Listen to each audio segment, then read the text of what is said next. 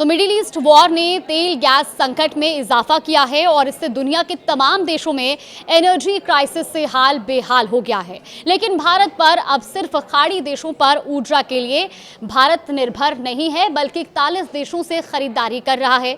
Middle east युद्ध ने दुनिया की चिंता बढ़ाई है और होर्मुज स्ट्रेट बंद होने से तेल गैस का संकट भी खड़ा हो गया है।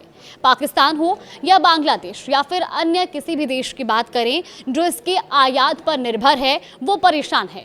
कई देशों को तो कोरोना महामारी के समय से जैसे नियम लागू करने पड़े हैं और इसका बड़ा उदाहरण पाकिस्तान और साउथ कोरिया है। बात भारत की करें तो बीते कुछ दिनों में यहाँ भी खास तौर पर एलपीजी को लेकर लोग पैनिक करते दिखाई दिए, लेकिन इसके गहराने से पहले ही सरकार का प्लान बी भी एक्टिव हो चुका है। सरकार ने यह साफ किया कि संकट तो है, लेकिन घबराने की जरूरत नहीं है। प्रधानमंत्री नरेंद्र मोदी ने यह भी बताया कि भारत ने अपने ऊर्जा आयात में विविधीकरण किया है और तेल गैस के लिए सिर्फ खाड़ी देशों के भरोसे नहीं है। यानी अब भारत में अलग अलग कई देशों से तेल आ रहा है और लिस्ट में रूस से लेकर अंगोला तक का नाम शामिल है। भले ही अमेरिका होर्मुज को लेकर तमाम दावे कर रहा हो या फिर रिपोर्ट्स के मुताबिक ईरान भी सीमित जहाजों को आवाजाही की परमिशन देने की बात कर रहा हो, लेकिन होर्मुज क्राइसिस से जितनी हाय तौबा पाकिस्तान जैसे देशों में मची हुई है, भारत में ऐसी हालत नहीं है। और इसकी वजह है प्लान बी, जिसे संसद में प्रधानमंत्री नरेंद्र मोदी ने अपने संबोधन में समझाया। पीएम ने लोकसभा और राज्यसभा में अमेरिका, इजराइल और ईरान के बीच चल रही जंग की बात करते हुए कहा कि इस युद्ध से हालात चिंताजनक हैं, क्योंकि कच्चे तेल गैस की ज़रूरत का ज़्यादातर हिस्सा यहीं से आता है और होर्मुज से जहाज़ों की आवाजाही बंद होना बड़ी चुनौती बनता जा रहा है।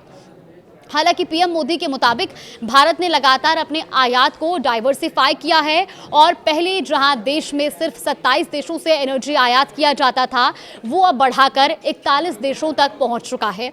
इससे संकट के समय में भी एनर्जी सप्लाई सुचारू रखने में मदद मिली है। वहीं ब्लूमबर्ग के मुताबिक हाल ही में होर्मुज में व्यवधान के बीच भारत ने रूस से 6 करोड़ बैरल तेल खरीदा है। अब आपको बताते हैं कि भारत में कहां-कहां से तेल गैस आ रहा है।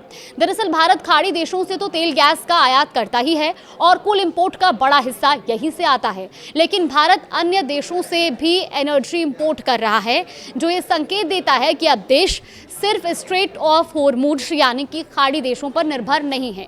रिपोर्ट्स की माने तो युद्ध के चलते महंगे मिडिल ईस्ट तेल की उपलब्धता कम होने के कारण भारतीय रिफाइनरियों ने वेस्ट अफ्रीकी और एशिया प्रशांत क्षेत्र के तेल की ओर रुख किया है। हाल ही में भारतीय कंपनियों ने जहां अंगोला से तेल खरीदा, तो वहीं आपको बता दें कि लाल सागर और अदन की खाड़ी को जोड़ने वाले बाब अल मंडेब समुद्री मार्ग के जरिए अंगोला, नाइजीरिया जैसे देशों से तेल भारत में पहुंच रहा है। तो वहीं कांगो, गैबान और सूडान जैसे देशों से भी तेल आ रहा है। अब रूस से तेल आयात किया जा रहा है, जो डेनिस स्ट्रेट से भारत पहुंचता है। वहीं पाकिस्तान और साउथ कोरिया में अभी हालात कुछ चिंताजनक हैं।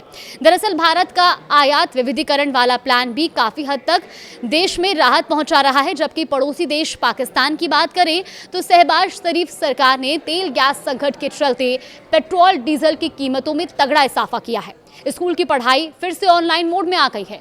इसके अलावा सरकारी गाड़ियों में 60% कटौती, सांसदों और मंत्रियों की सैलरी कट, सरकारी विभागों के गैर जरूरी खर्च में 20% की कटौती और बैठकों को वर्चुअल बैठक जैसे उपाय ऊर्जा सुरक्षा के लिए उठाए गए हैं। इसके अलावा साउथ कोरिया में भी बुरा हाल है और तेल गैस संकट के बीच वहां की सरकार ने नहाने धोने पर भी पाबंदियां लगाई हैं। रिपोर्ट्स के मुताबिक देश में लोगों से कम नहाने, सप्ताह के अंत में वॉशिंग मशीन का यूज कर कपड़े धोने की अपील की गई है। तो मोबाइल फोन या इलेक्ट्रिक चार्ज को सिर्फ दिन में चार्ज करने के लिए कहा गया है। अगर हम भारत की बात करें तो प्रधानमंत्री ने अपने संबोधन में आंकड़े पेश करते हुए बताया था कि भारत के पास 53 लाख टन से ज्यादा का रणनीतिक पेट्रोलियम रिजर्व है और हमने वैकल्पिक ईंधन के विकल्पों की ओर कदम बढ़ाए हैं जो भारत का भविष्य सुरक्षित करेंगे।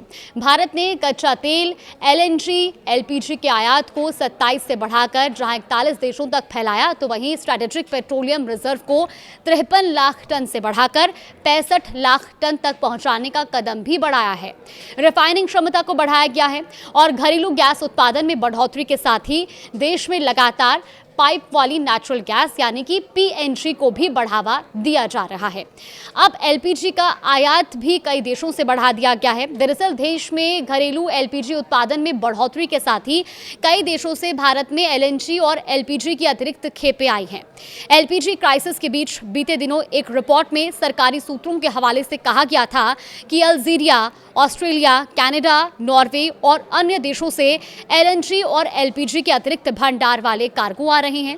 सरकार का प्लान भी माना जाने वाला ये विविधीकरण वर्तमान में उपजे संकट में कारगर साबित होता दिख रहा है। फिलहाल इसको लेकर आपका क्या मानना है, हमें कमेंट बॉक्स में जरूर बताएं।